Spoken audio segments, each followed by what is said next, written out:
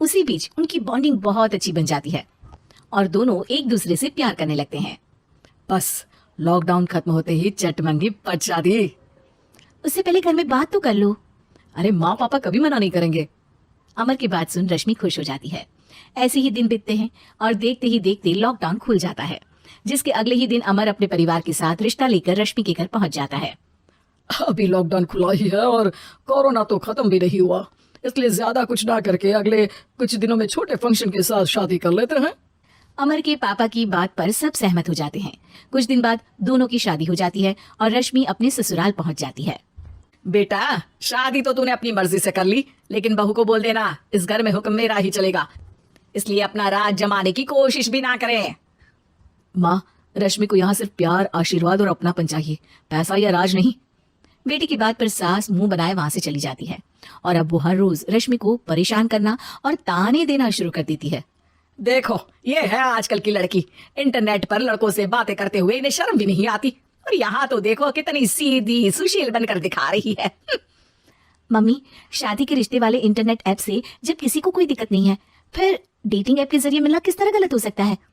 रश्मि की dating app वाली बात सुन उसकी हैरान सास तुरंत तुनक कर पूरे घर को सिर पर उठा लेती है, जिसकी आवाज सुन अमर और उसके पापा भी वहां आ जाते हैं। हाय मेरी माता, इतना बड़ा झूठ! डेटिंग ऐप को इंटरनेट के जरिए मिली है बोलकर इस कलमुही को मेरे सर ला बिठा दिया। अरे नास बेटी, तुझे जरा भी शर्म नहीं आई? वहां न जाने कितने लड़कों से गुलगुलू करके तुझे मेरा ही लड़का मिला था फंसाने के लिए। माँ, मुझे तो समझ नहीं आ रहा क्या बोले जा रही हो। डेटिंग ऐप इस्तेमाल करना कोई अपराध नहीं है, और तुम रश्मि को ऐसा कैसे बोल सकती हो? मैं भी तो था उस ऐप पर। पहले उसके लिए माँ से झूठ बोला और अब लड़ाई कर रहा है। सास और अमर की बात सुनकर रश्मि हैरान खड़ी रहती है। अमर, तुमने घर में झूठ क्यों बोला? ये सब देख रही हो ना, इसी की वजह से झूठ बोलना पड़ा। एक तरफ अमर और रश्मि की ये बात चल रही होती है, वहीं दूसरी तरफ सास का नॉन स्टॉप क्लेश सबको परेशान कर देता है। सब एकदम चुप, जो हुआ सो हुआ, अब मुझे कुछ ना सुनाई दे। पति की बात सुन सास चुप होकर वहां से चली जाती है, लेकिन अब वो रश्मि के सिर दुनिया भर के सारे काम डालकर उसका जीना पहले से भी ज्यादा मुश्किल कर देती है। मम्मी, मैं आपका गुस्सा समझ सकती हूँ, आपको जो करना है कर लीजिए, मैं कभी कुछ नहीं बोलूंगी। उम्मीद है किसी दिन तो आपका गुस्सा शांत होगा और नफरत प्यार में बदलेगी। रश्मि की अच्छाई को उसका नाटक समझकर सास गुस्से के 7वें आसमान पर चढ़ जाती है और उसी शाम रश्मि को नीचा दिखाने के लिए अपनी सहेलियों को घर बुलाकर उसकी बुराइयां करने लगती है। अरे कौशल्या, क्या बताऊं, आजकल के बच्चे ना बहुत एडवांस हो गए हैं। पहले रिश्ते घर परिवार वाले सब देख परख के कराते थे, और अब ये लोग खुद न जाने कहाँ कहाँ मिलकर खुद ही सब कुछ पक्का करके हमें बता देते हैं। लड़की का कैसा दिन धर्म, कैसा ईमान, कैसा चरित्र, कुछ नहीं पता, बस प्यार किया और घर लाकर बिठा देते हैं। अरे ऐसा क्यों बोलती हो? आजकल बच्चे अपने आप में बहुत समझदार हो गए हैं, और फिर पूरी जिंदगी तो उन दोनों को ही साथ निभानी है।